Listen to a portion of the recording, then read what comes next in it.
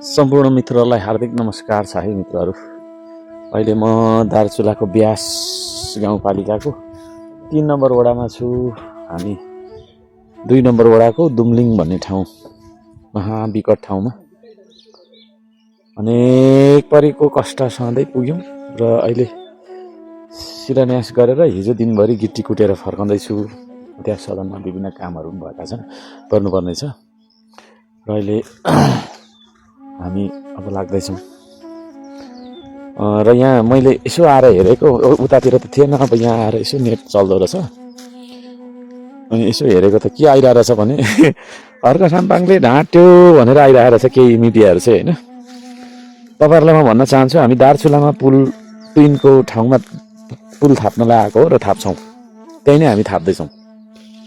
तर कुरा यति हो कि अब भारतसँग सिमाना जोडिएको ठाउँमा चाहिँ हामीले अनुमति लिएर गर्नुपर्ने स्थिति भन्ने कुरा छ। यहाँ थुप्रै माग रहेछ, यहाँ थुप्रै कहानी रहेछ, यहाँ थुप्रो रहेछ पीडा।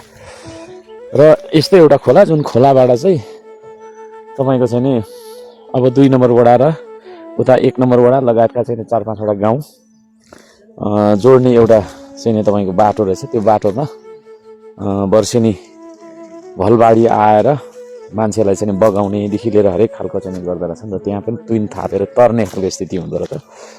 त्यो ठाउँमा चाहिँ अहिले हामीले तत्काललाई तपाईँको चाहिँ के अरे एउटा पुल बनाउँदैछौँ र महाकालीमा जुन पुल बनाउने कुरा छ, यसको लागि चाहिँ हामीले सम्बन्धित निकायलाई सम्पर्क गरेर गर्नुपर्ने बाध्यता यहाँ रहेको छ। किनभने किन मान्छेले ट्विन थापेर चढ्दो रहेछ, होइन, यता आउँदो रहेछन् भन्ने कुराहरू पनि म तपाईँहरूलाई बताउन चाहन्छु। यो पारिपट्टि चाहिँ इन्डिया रहेछ। यो इन्डियाको तल फेदै फेद चाहिँ कोरिडोर बाटो निकालेको छ, 2 लेन 4 लेन कतिको हो। म चाहिँ अब यता नेपाल आएँ, होइन। अनि यो ठाउँ चाहिँ 3 नम्बर पर्छ। यहाँदेखि उता यो जुन हिमाल देख्दै हुनुहुन्छ, हिमाल पारी त्यता होइन, त्यो जुन देख्दै हुनुहुन्छ, होइन, त्यो बाटो सबै त्यो परब जुन देख्दै हुनुहुन्छ, त्यो अब यहाँबाट देखेको छैन होला। त्यहाँदेखि उता चाहिँ नि कुनाभित्र चाहिँ अवस्था चाहिँ नि एकदमै नाजुक रहेछ त्यहाँ। अनि पारी चाहिँ बाटो छ, अनि बाटोबाट उता इन्डिया, अब काम गर्नु पनि इन्डिया जानुपर्ने, होइन, केही किन्नु पनि इन्डिया जानुपर्ने। अनि बिचमा चाहिँ तपाईँको के हो त भन्दाखेरि कुनै पुलहरू पनि नहुने। अब यो बाटो भनेको फेरि यहाँ परसम्म जाँदो रहेछ, त्यहाँदेखि उता बेसरी हिँड्नु पर्दो रहेछ, लगभग 1 दिनै हिँड्नु पर्दो रहेछ। अनि यहाँबाट आउनुभन्दा यो बाटोमा एकदम धेरै फेरि गाडी पनि नहुँदो रहेछ।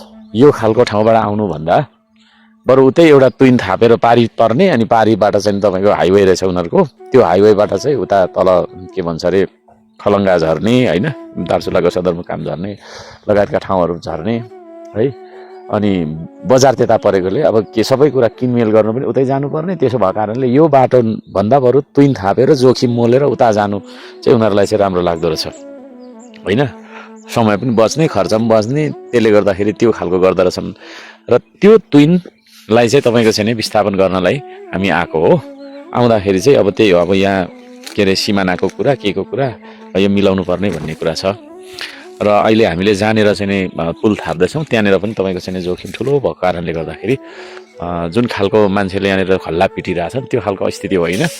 तपाईँहरूलाई म भन्न चाहन्छु, यहाँ आउनुहोस् पहिला, होइन, यहाँ आएर देखाउनुहोस्। सुरुमा रिपोर्टिङ गर्ने हो भने पत्रकार भनाउँदा साथीहरू जति पनि हुनुहुन्छ, यो के भनेर चाहिँ नि आइरहेको छ। अब मेरो विरुद्धमा कलम चलाउने, क्यामेरा चलाउने थुप्रै छन् पहिलादेखि। ती साथीहरूलाई म भन्न चाहन्छु, तपाईँहरू यहाँ आएर फिल्डबाट रिपोर्टिङ गर्नु। अर्का साम्पाङले कहाँ थाप्दैछ, पुल थाप्दैछ कि छैन भन्ने कुराहरू तपाईँहरू यहाँ एकचोटि आउँदा मात्रै पनि हुन्छ। पुलसुल त थाप्नु तपाईँले के सक्नुहुन्थ्यो र एकचोटि आएर देखाउनु न। म नेपाल सरकारलाई पनि चुनौती नै दिन्छु, यहाँ आएर देखाउनु, दुम्लिङमा आएर देखाउनु, होइन। मन्त्रीहरूले यहाँ आएर देखाउनु है। उयो डाँडादेखि उता नेट पनि लाग्दैन, त्यो खालको स्थिति छ। बिजोग भएर मान्छे बसिरहेका छन्। अब यतै खोला भत्किएको, उतै खोला भत्किएको, होइन।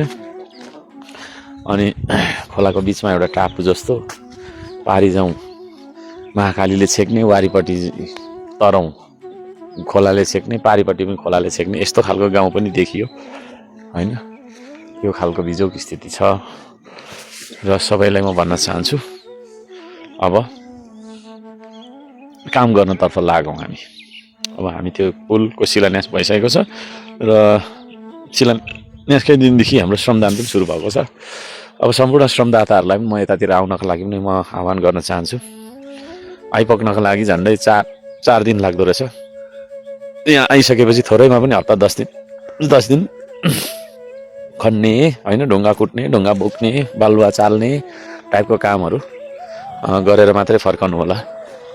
यो यस्तो विकट छ र यो संसारको यस्तो एउटा कुना, जुन कुनाबाट म अहिले तपाईँहरूलाई सम्झिरहेको छु है। यति भन्न चाहेँ। धन्यवाद छ। नमस्ते।